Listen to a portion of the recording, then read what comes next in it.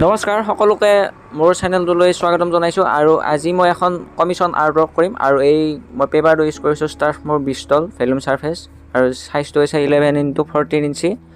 তো ইয়াৰে ছিট এটা মই ইয়াতে আনি লৈছোঁ। তাৰপিছত কালাৰ পেঞ্চিল ইউজ কৰিম আপোনাৰ মই Faber Castell Polychromos আৰু Brustroৰ স্কিন টোন কালাৰ পেঞ্চিলটো মই ইয়াতে মিক্স কৰিম আৰু সকলোলৈকে ৰঙালী বিহুৰ আন্তৰিক শুভকামনা থাকিলে। আৰু এই ছবিখন ৰঙালী বিহুৰ ওপৰতে কমিশ্যনাৰ পাই গ'লোঁ মই, মানে নাচনী এজনী বহি থকা এনেকুৱা ধৰণৰ পিকচাৰটো হ'ব। তো তাৰ আগতে মই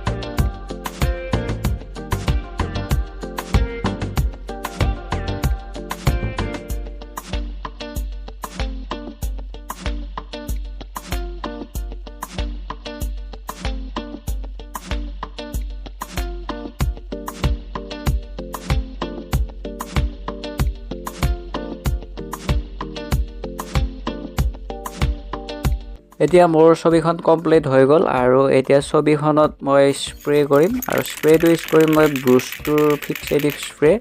এইটো 400 ml হয় এই স্প্ৰেটো মই ইউজ কৰিম আৰু ছবি এখন স্প্ৰে কৰিলে 25 সেন্টিমিটাৰ দূৰৰ পৰা কৰিব লাগে আৰু যেহেতু মই এই ছবিখনৰ ব্যাকগ্ৰাউণ্ডটো ওয়াটাৰ কালাৰ এটা গ্ৰেডিয়েন্ট ব্যাকগ্ৰাউণ্ড এটা দিছো তো কিছুমানৰ মনত প্ৰশ্ন হ'ব পাৰে যে ওয়াটাৰ কালাৰ কৰিলে স্প্ৰে ইউজ কৰিব পাৰি না নৰি আৰু ইয়াৰ এনসাৰটো হ'ব ওয়াটাৰ কালাৰ কৰিলেও আপুনি স্প্ৰে ইউজ কৰিব পাৰে তো ইয়াত কোনো ধৰণৰ প্ৰবলেম আহি নপৰে ছবিখনো ধুনীয়া হৈ থাকে আৰু আজি এই ছবিখন এইখিনিতে সমাপ্ত কৰিলো আৰু ভিডিওটো চাই কেনে পালে কমেন্টত জনাবলৈ নাপাহৰিব আৰু লাইক এটা কৰিব আৰু ভাল পালে সাবস্ক্ৰাইব কৰিব নতুন বিলাকে তো আজিলৈ এৰিছো আৰু নেক্সট ড্ৰয়িং এখনত লগ পোৱাৰ প্ৰতিশ্ৰুতিৰে আজিলৈ